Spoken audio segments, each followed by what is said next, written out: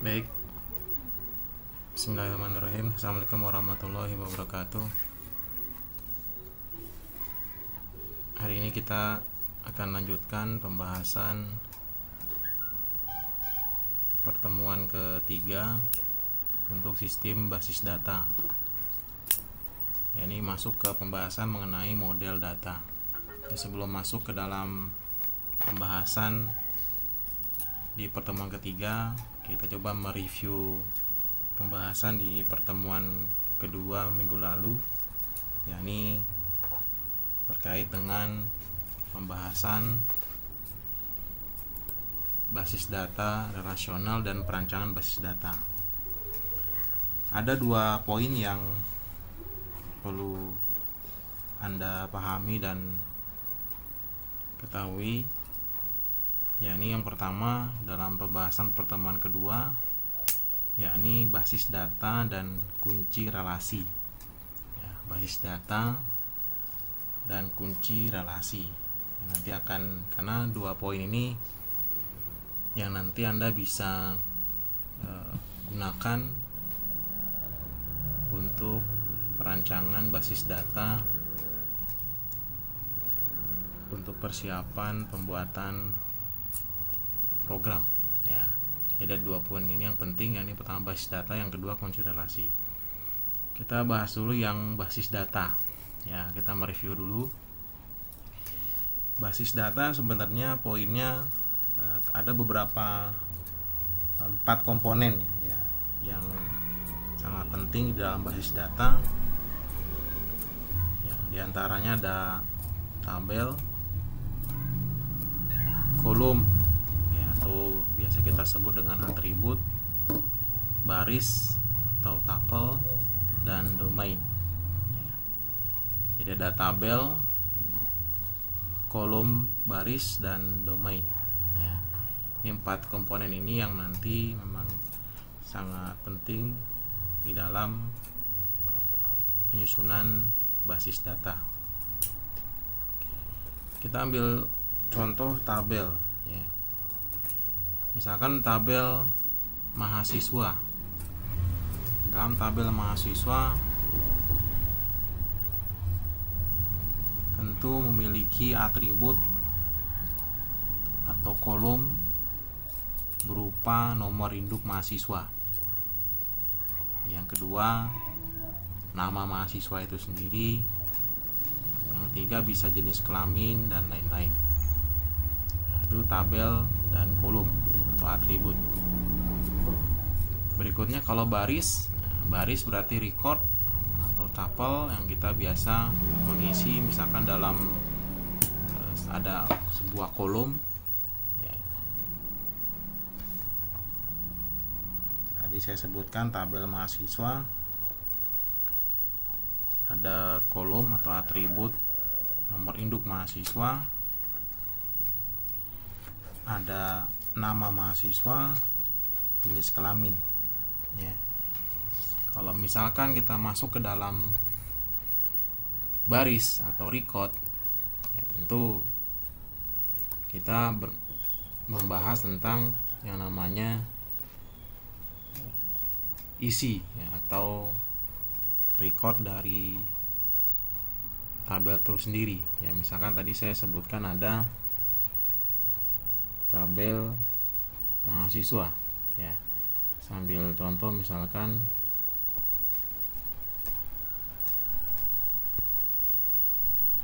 ada nomor induk mahasiswa,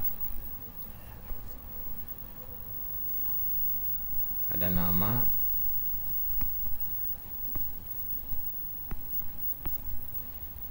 misalkan jenis kelamin, misalkan itu ya. Nah, yang namanya record ya. NIM, misalkan NIM, sambil contoh ya, ada isinya record 11.021.421 misalkan. Sini 11.021.422 misalkan itu ya. Nama Suhel. Sini misalkan nama Hansa misalkan. Dan jenis kelamin pria atau laki-laki ini L ya, laki, ini perempuan misalkan gitu ya. Nah, yang namanya dengan record, ini adalah record. Ini record pertama yang terdiri dari NIM dengan 11021421 dengan nama Suhel, jenis kelamin laki-laki. Record yang kedua 11021422 namanya Hansa dengan jenis kelamin perempuan. Ini namakan sebagai record. Ya, record. Berikutnya domain. Ya. Kita lihat lagi domain. Apa yang dimaksud dengan domain? Ya. Domain, ya. Kalau kita lihat di contoh di slide ke-7, ya. Jadi pada gambar slide 4, kolom yaitu kode anggota hanya berisi 3 nilai saja. Ya, ini A01. Ya. Yaitu A01. Jadi domain ini merupakan suatu batasan atau membatasi atau mengatur nilai yang akan disimpan. Itu namanya domain constraint. Ya. Ini jadi ada 4 komponen. Saya lagi sampaikan yang nanti poin yang pertama yang paling penting dalam pembahasan atau review minggu lalu. Basis data, ya ini ada tabel, kolom atau atribut, baris, dan domain. Ya. Ini perlu dipahami. Ya. Yang kedua, berikutnya adalah kunci relasi. Seperti yang saya sudah sampaikan minggu lalu, ya, kunci relasi ada super key, candidate key, ada primary key, alternative key, dan ada foreign key. Ya.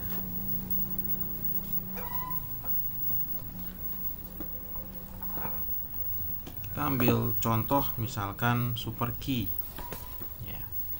Kalau di slide 11 ya, super key contohnya seperti tabel anggota. Nah, tabel anggota memiliki super key-nya ada kode anggota, nama anggota. Tabel buku ada kode buku, judul, dan stok buku sebagai super key-nya, dan seterusnya. Ini sebagai super key.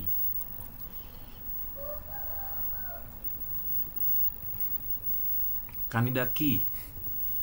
Ya, contoh kandidat key, misalkan seperti tadi ada di tabel anggota ada kolom atau ada atribut kode anggota. Ini bisa dijadikan sebagai kandidat key atau kunci kandidat. Ya. Yang kedua bisa juga selain itu ada ada kolom kode buku, yaitu dari tabel buku sebagai kandidat key. Ya. Jadi selain kode anggota dan kode buku, dia bukan sebagai kandidat key. Seperti nama anggota atau judul buku, stok buku, ini bukan sebagai kandidat key. Nah, nanti lebih jelasnya nanti kita akan implementasikan di dalam perancangan basis data, yakni entity relationship diagram. Ya. Berikutnya primary key. Primary key adalah kandidat key yang terpilih. Karena nanti masing-masing entity memiliki namanya primary key, atau masing-masing table memiliki namanya primary key. Ya, primary key merupakan atribut, ya, atau kolom yang dijadikan sebagai kunci utama. Ya, yang dijadikan sebagai kunci utama atau yang bersifat unik di dalam suatu table atau suatu entity. Ya, misalkan contoh tadi saya berikan ada tabel mahasiswa. Ya. Tadi saya ambil contoh misalkan tabel mahasiswa ya. Misalkan saya buatkan tabel sini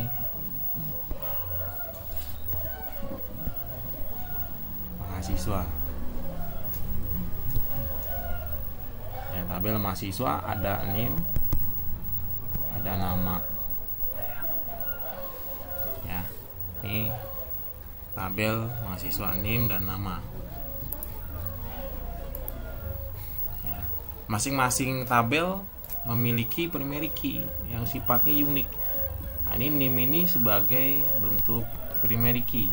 Kalau di dalam satu tabel kita berikan simbol dengan bintang, ya, bintang 1 sebagai primary key, ya, primary key. Berikutnya alternate key.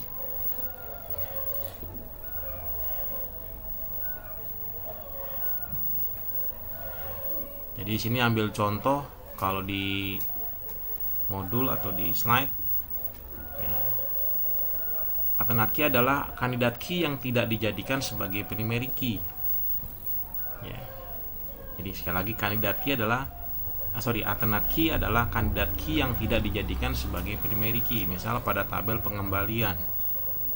Kalau tabel pengembalian tentu primary key-nya adalah kode kembali sebagai primary key-nya. Nah, tentu ada pengembalian pasti ada peminjaman, sehingga yang dijadikan sebagai alternate key adalah kode pinjam. Ini sebagai alternate key. Berikutnya foreign key. Kalau kita istilahkan sebagai kunci tamu, ya, foreign key. Ya, kunci tamu. Kalau kita masuk ke dalam pembahasan yang tadi, mahasiswa, ya, mahasiswa. Misalkan contoh, ya, ada tabel mahasiswa, ada tabel jurusan. Ya, misalkan saya ambil jurusan di sini. Ya. Jurusan. Ya, kode jurusan otomatis ada kode jurusan. Ya, sebagai primary key. Ini ada nama jurusan dan seterusnya, ya, contoh. Mahasiswa mengambil jurusan, ya. Jadi satu mahasiswa mengambil jurusan misalkan. Ya. Berarti di sini ada keterhubungan antara entity mahasiswa dengan jurusan. Ya, berarti nanti di sini akan ada hubungan antara entity mahasiswa dengan jurusan dengan dimasukkan sebagai NIM, ya, di tabel jurusan sebagai kunci tamu. Nah, ini secara umum dulu ya. Nanti secara rincinya nanti kita akan bahas masuk ke dalam pembahasan entity relationship diagram. Ya, tadi pertemuan 4 atau pertemuan kelima. Ya, ini secara umum dulu, ya. Contoh yang lain, ya, selain ini kan jurusan mahasiswa. Karena nanti kode itu akan kita gunakan ketika menghubungkan antara tabel satu dengan tabel yang lain. Ingat, definisi database adalah tabel-tabel atau kumpulan tabel-tabel atau kumpulan entity-entity yang saling terhubung, ya. Jadi tabel satu dengan tabel yang lain kita hubung. Misalkan tadi tabel masuk dengan jurusan, ya. Misalkan ada tabel buku dengan tabel kategori. Nah, misalkan itu contoh, misalkan tabel buku, ya, tabel buku misalkan. Tabel buku berarti otomatis ada kode buku. Saya singkat ya, KD buku. Ada nama buku atau judulnya, ya. Ini buku otomatis pasti memiliki primary key tadi yang kita bahas, kunci utama. Jadi setiap tabel pasti memiliki namanya kunci utama atau atribut yang bersifat unik, ya. Kode buku kita berikan bintang. Berikutnya kategori, ya, kategori buku. Misalnya kategori ada KD kategori atau kode kategori, ya, sebagai primary key. Ini nama kategorinya atau nama lah gitu ya, nama. Bagaimana cara menghubungkan antara buku dengan kategori? Entiti buku ada hubungan dengan entiti kategori? Oh jelas ada. Misalkan contoh buku. Buku ada buku kategori buku Islam, ya, atau buku agama, maaf maksudnya. Yang kedua ada buku tentang sosial, tentang ekonomi, buku tentang politik, buku tentang komputer, akuntansi, dan lain-lain. Nah, ini sebagai buku, hubungannya antara buku dengan kategori. Ya, kita bedakan misalkan, berarti hubungnya gimana Pak? Berarti menghubungkan antara buku dengan tabel kategori, ya, kita masukkan di sini sebagai kunci tamu, yakni kode buku, KD buku bintang 2, kita hubungkan. Nah, ini contoh hubungan antara tabel buku dengan tabel kategori. Oke. Itu pembahasan atau review poin yang saya kira penting untuk Anda pahami bersama, yakni pertemuan kedua kemarin pekan lalu, yakni yang kita bahas reviewnya adalah basis data dan kunci relasi, yang nantinya kita akan sebagai modal kita untuk memahami nanti di pembahasan di pertemuan hari ini maupun di pertemuan berikutnya, ya. Mungkin itu yang sebagai awal pembukaan untuk mereview pembahasan di pertemuan kedua pekan lalu. Berikutnya kita masuk ke pembahasan pertemuan ketiga, ya, melanjutkan di pembahasan pertemuan ketiga. Ya, ini kita membahas tentang yang namanya model data, ya.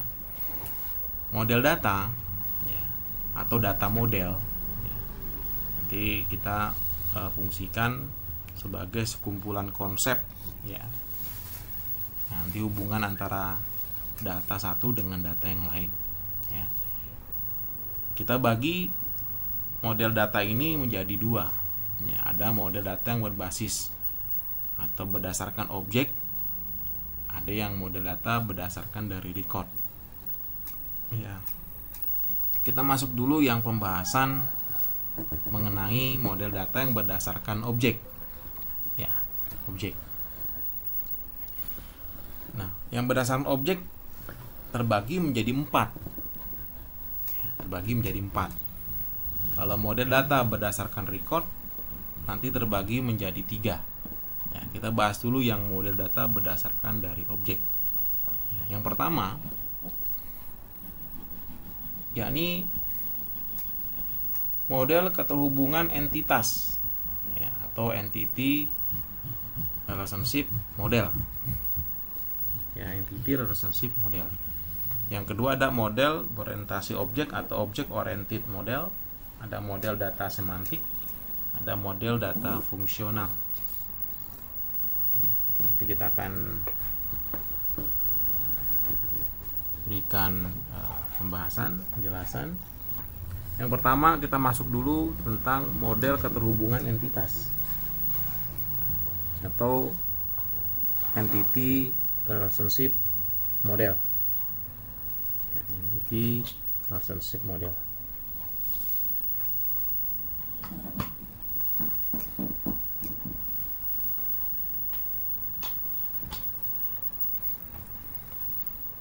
yakni model yang menjelaskan hubungan antara data dalam basis data berdasarkan suatu persepsi, ya.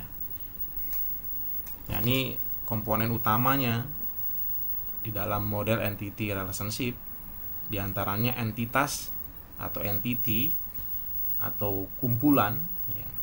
Yang kedua adalah relasi, ya. Nah, kedua komponen ini dideskripsikan lebih lanjut menggunakan yang namanya atribut atau properti. Nah, 3 komponen ini sangat penting sekali nanti di dalam rancangan basis data yang nanti akan kita bahas di pertemuan keempat, ya. Jadi teman-teman juga harus memahami sedikit demi sedikit, dipahami, dicermati bersama.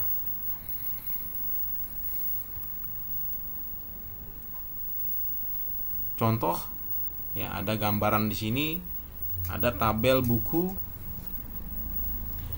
tabel anggota, tabel peminjaman ya, ada atribut atau kolom, ada kode buku, judul, dan stok buku.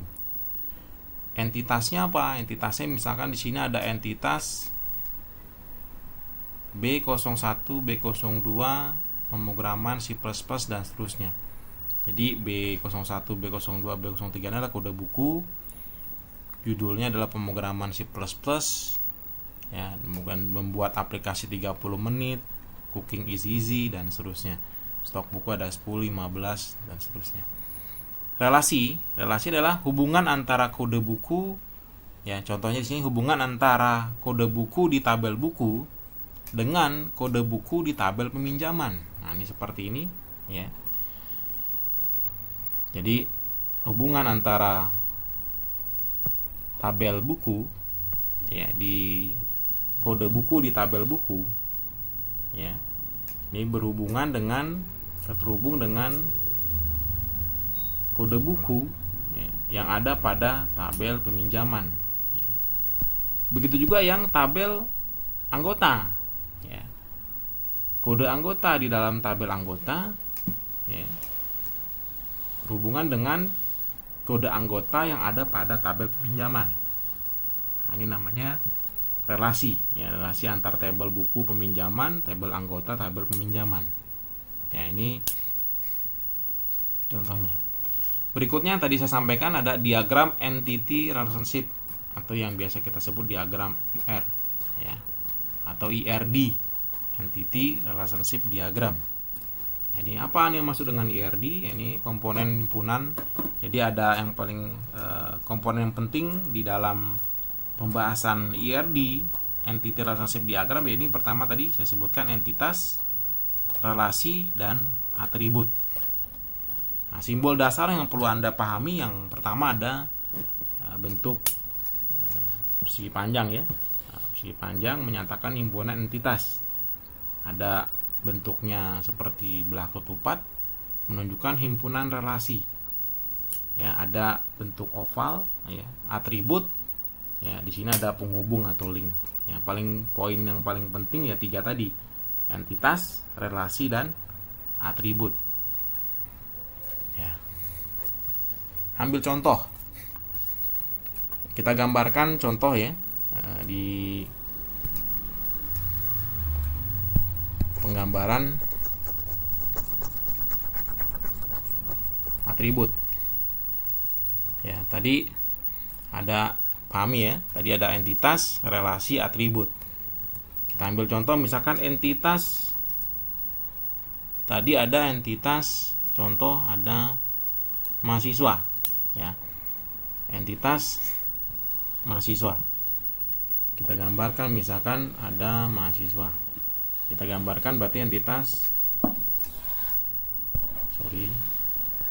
mahasiswa ya. Kita gambarkan ya, ini persegi panjang lah ya, panjang ini ya. Nah, mahasiswa, entitas mahasiswa. Dalam entitas mahasiswa tentu memiliki namanya atribut ya. Atributnya apa Pak? Ya, karakteristik dari mahasiswa apa atributnya? Ya, ini NIM ya. Kita gambarkan dengan bentuk oval, kita garis link. Nah, ya, misalkan NIM ini agak kita hapus dulu. NIM, ada nama ya, contoh inilah ya, nama, ada mahasiswa, entitasnya, atributnya NIM dan nama. Ada entitas lain yakni jurusan ya, entitas jurusan. Entitas jurusan tentu memiliki atribut juga, yakni ada kode jurusan. Kita gambarkan atribut tadi bentuk oval lah ya, ini anggap ya oval. Nah, itu ya. KD JRS ya, sesingkat ya. Kedua ada nama jurusan NMJRS. Nah, gitu. Ini entitas mahasiswa, entitas jurusan. Dalam entitas mahasiswa terdapat NIM, ya ada NIM, ada nama. Jadi atribut kita buatkan bentuknya oval seperti ini, ya atribut, ya atribut.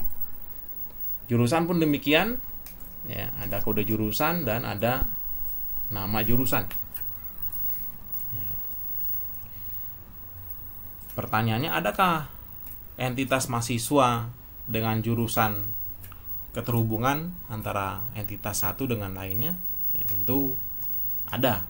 Ya, mahasiswa pasti memiliki yang namanya jurusan atau program studi. Ya, otomatis kita memiliki relasi antara mahasiswa dengan jurusan, kita bentuk ya simbol relasi, ya, berlaku tupatnya, ya sip, nah gitu ya. Nah, kita garis, nah keterhubung. Jadi ada di sini ada entitas mahasiswa, bentuknya persegi panjang, atribut oval, dan ada relasi belah ketupat.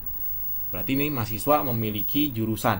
Nah, kita tulis di sini memiliki jurusan atau mempunyai jurusan. Ya, memiliki. Ya, sorry. Hapus nih. Sini memiliki ya. Memiliki jurusan. Ini contoh ya pembahasan.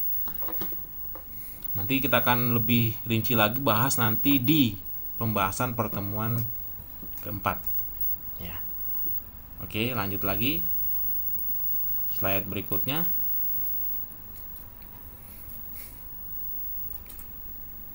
Ada di sini masuk pembahasan tentang jenis mapping cardinality, atau hubungan relasi antara entiti satu dengan entiti yang lain. Ya.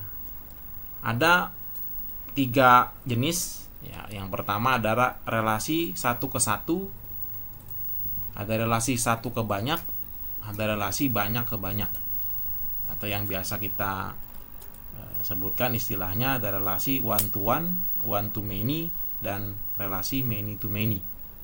Ya.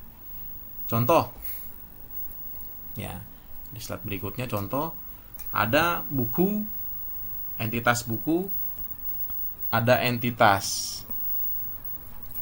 anggota, ya ada entitas anggota.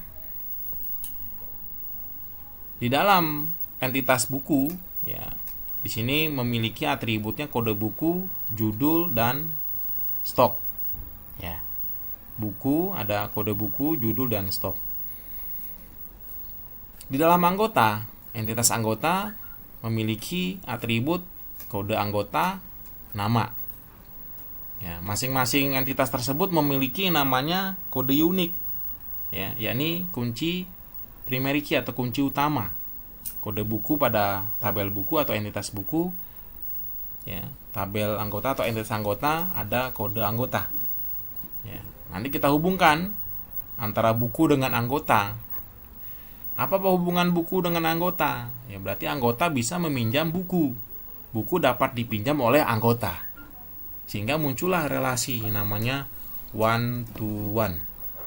Ya, jadi satu buku dipinjam oleh anggota. Anggota dapat meminjam buku. Nah, gitu. Itu relasi one to one.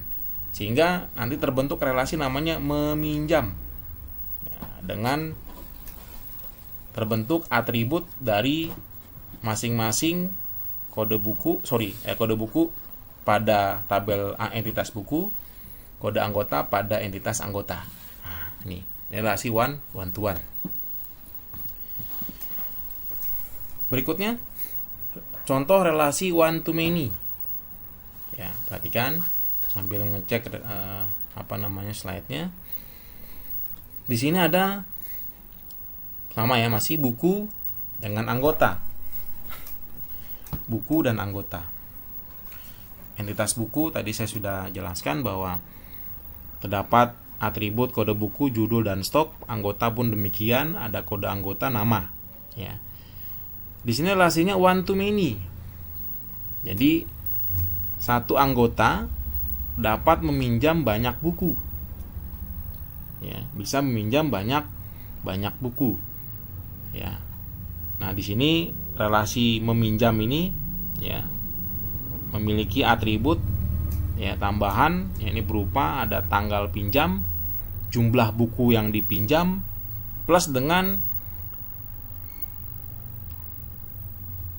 kode buku ya dan kode anggota. Kode buku ini nanti akan menjadi foreign key pada tabel pinjam.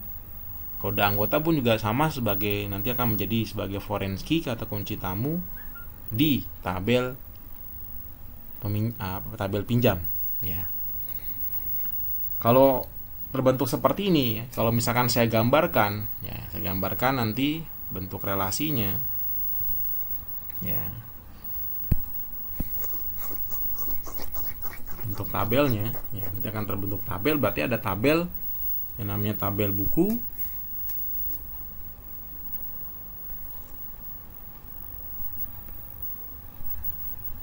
Di sini ada tadi kode buku ya. Tadi apa? Kode buku, judul dan stok ya. Kode buku, judul dan stok. Ya. Judul sama stok. Stok. Berikutnya ada ini sebagai primary key, saya kasih merah dah. Nah, ini kunci utama atau primary key. Berikutnya ada tabel pinjam. Mohon diperhatikan ya. Tabel pinjam ada, misalkan tadi apa? Kode pinjam ya. Ada. Kode pinjam tidak ada, nanti kita akan jadikan masuk sebagai tambahan untuk sebagai primary key di tabel pinjam, misalkan nomor pinjam atau kode pinjam bolehlah ya. Sambil contoh misalkan nomor pinjam. Ya. Di sini ada tanggal pinjam. Tadi apa nih? Lupa saya tadi. Kita cek lagi. Ada jumlah ya, ada jumlah buku yang dipinjam. Oke. Ini sebagai primary key. Nah, berikutnya ada tabel anggota. Ya, anggota tadi ada kode anggota. Saya singkat aja ya. Ada nama. Oke. Di sini kita jadikan primary key, kode anggota. Ya. Kita lihat lagi gambar dari relasi tersebut, yakni meminjam, ya kan, atau pinjam lah, ya, tabel pinjam. Ya, tabel pinjam terdapat tanggal pinjam. Ya memang Pak, dari mana Pak bisa kita menentukan ya tanggal pinjam, jumlah, ya, dan seterusnya. Ini Anda harus bisa menganalisis, ya, entitas yang akan muncul, ya, akan terbentuk pada tabel pinjam. Ya, tentu nanti akan berkaitan dengan, tentu kan pinjam itu berkaitan dengan waktu, tentu pasti ada tanggal. Meminjam itu pasti terkait dengan jumlah buku yang dipinjam, gitu. Jadi Anda harus bisa menganalisis kebutuhan atribut yang terbentuk pada relasi. Ya, ini nanti akan bentuk pada relasi namanya pinjam atau tabel pinjam. Ya. Di sini ya kita hubungkan. Tadi perhatikan di sini ada kode anggota dan kode buku. Tadi saya sampaikan bahwa kode buku ini sebagai foreign key atau kunci utama pada tabel pinjam, dan kode buku juga demikian, kunci tamu atau foreign key di tabel pinjam. Ya, kalau kita terbentuk di sini berarti kita buat ya. Di sini ada kode buku. Nah, di sini ada kode anggota. saya singkat aja ya, panjang anggota. Ya, di sini sebagai foreign key bintangnya 2. Nah, tinggal kita hubungkan antara tabel buku dengan tabel anggota dengan tabel pinjam, tabel buku dengan tabel pinjam. Di sini saya sebut dulu deh. Di sini buku, di sini anggota, di sini pinjam. Nah, gitu. Ya. Berarti tinggal nanti kehapus.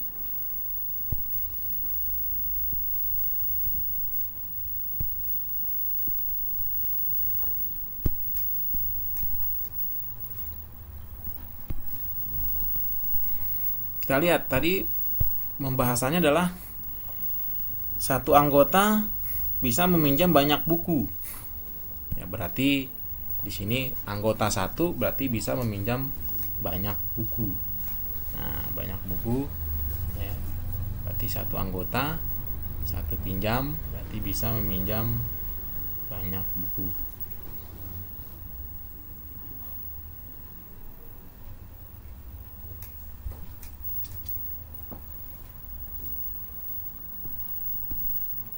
Banyak buku.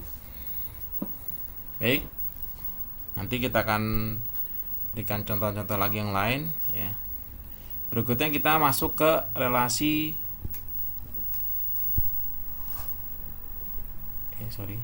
many to many ya, contoh relasi many to many ya, hampir sama contohnya ya, yakni buku hanya nanti kebutuhannya diperhatikan ya, kebutuhan dari kasus, misalnya studi kasusnya berbeda-beda.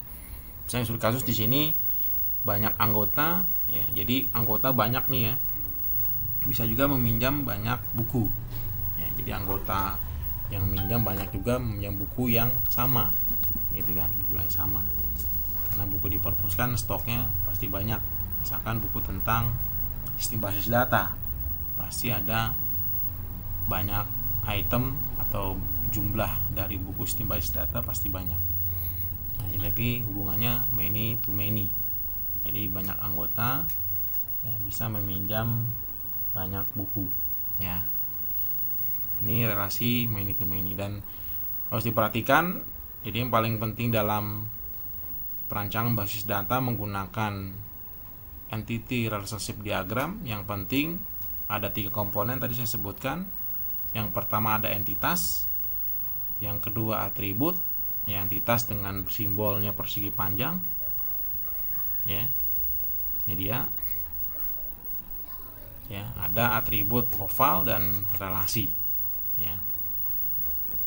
Nah, ini yang poin paling penting, ya, artinya yang akan dibahas nanti di pertemuan-pertemuan berikutnya, ya, yang nanti akan menjadikan sebagai tolak ukur atau acuan Anda dalam merancang basis data. Berikutnya yang kedua ada model berorientasi objek atau object oriented model ya. Di sini kalau sudah bermain dengan object oriented ya, otomatis nanti kita akan bermain dengan bahasa pemrograman yang memang memiliki konsep dasar itu atau bisa menerapkan konsep dasar OOP. Salah satunya dari sini adalah Java, ya, database declaration using Java. Nah, jadi nanti kita bisa juga membangun suatu model data yang berorientasi objek. Nah, tentu penggambaran tersebut harus memiliki namanya tools. Ya, tadi ada jadi perancangan basis data tadi yang pertama tadi kita menggunakan toolsnya adalah IRD atau tekniknya menggunakan IRD, Entity Relationship Diagram. Kalau untuk model berorientasi objek kita bisa menggunakan yang namanya Uniform Modeling Language atau yang biasa kita singkat UML. Ya, UML atau Uniform Modeling Language. Silakan Anda kalau ingin mempelajari lebih detail lagi nanti di pembahasan di mata kuliah pemodelan berbasis objek. Ya, ini nanti lebih jelas lagi nanti, ini hanya sebagai pengantar saja ya. menjelaskan bahwa merancang model data yang berorientasi objek, ya, ada toolsnya, yakni UML. UML terbagi dua, ya, ini sebagai pengantar saja, pengenalan. Ya, ini ada struktur diagram, ada behavior diagram. Nah, struktur diagram saya percepat saja, ada kelas diagram, objek diagram, komponen diagram, sama deployment diagram. Ya, ini saya nggak jelaskan secara rinci, nanti silakan Anda baca bukunya Martin Fowler.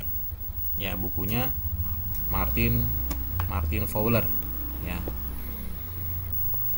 Sana jelas sekali ada pembahasan lengkap tentang Uniform Modeling Language, ya. Berikutnya ada behavior diagram, ya.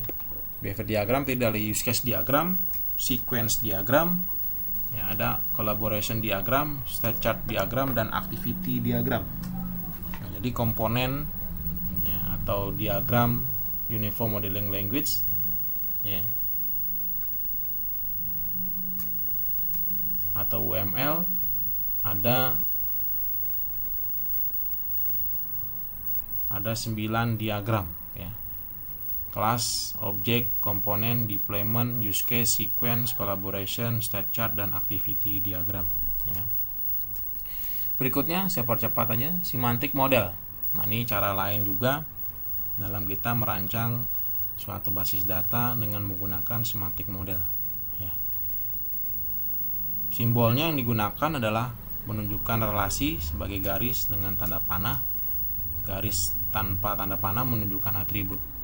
Nah, ini contohnya kasus semantic model, ya. Tadi kan ada peminjaman, di sini ada anggota, di sini ada namanya langsung di sini,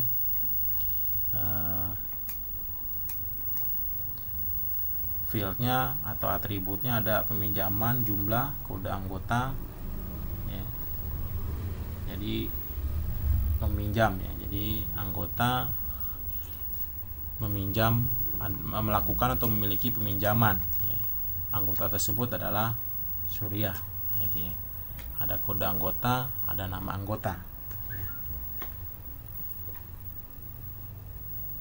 Berikutnya masuk ke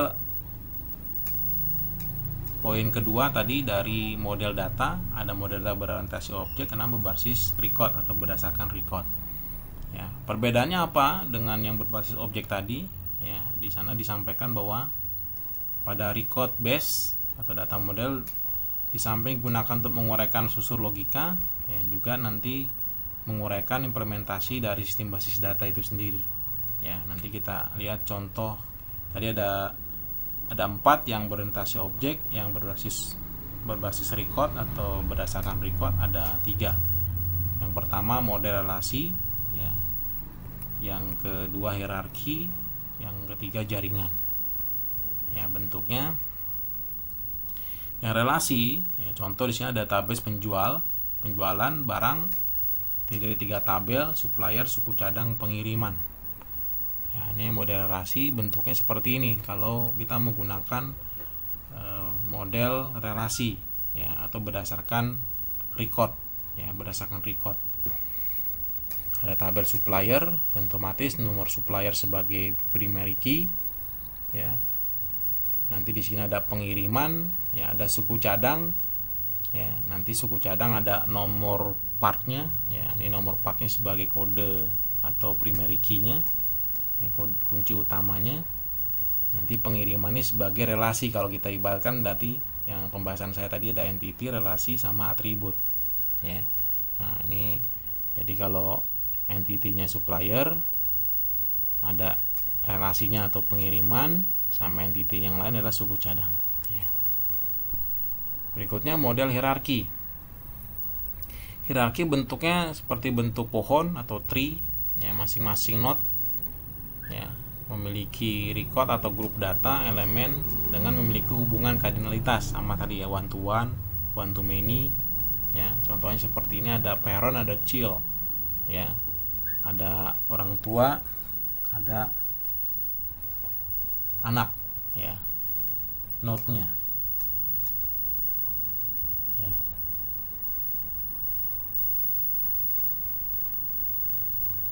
Di sini contoh ada misalkan model hierarkinya dosen, ya kita ambil dosen, ya dosen di sini mengajar mata kuliah sistem database, juga mengajar analisa dan perancangan sistem informasi.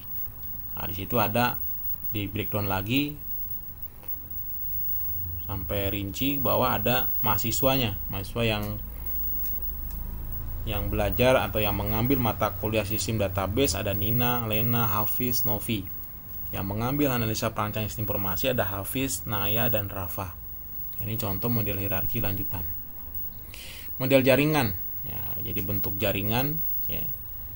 Di sini hierarki bentuknya seperti menghubungkan antar data, ya, yang direpresentasikan dengan record dan link, ya.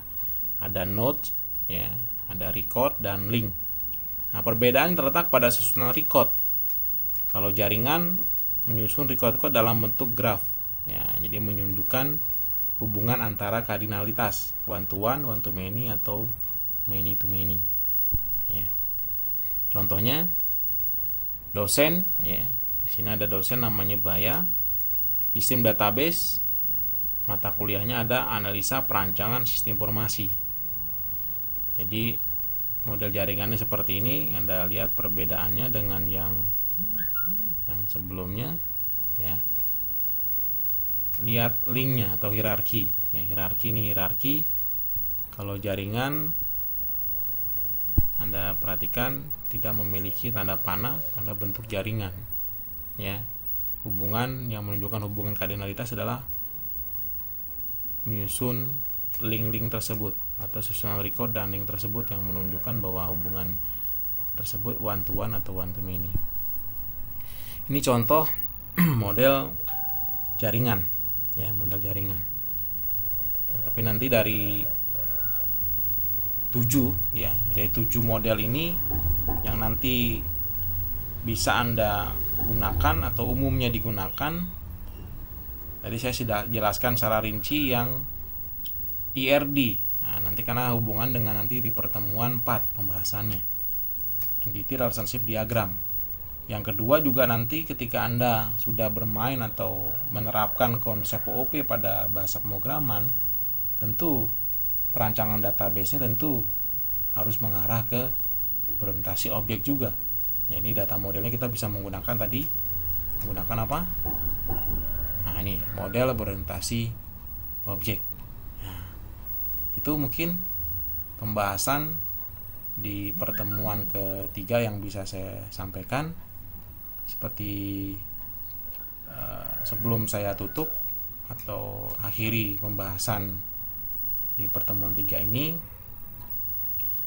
bahwa setiap pertemuannya seperti yang saya jelaskan minggu lalu, kita akan melakukan kuis, ya, setiap harinya ada kuis, ya. Di kuis kemungkinan di awal maupun di akhir pembahasan, sehingga Anda sekalian harus update, ya, standby di jam perkuliahan yang sudah terjadwal.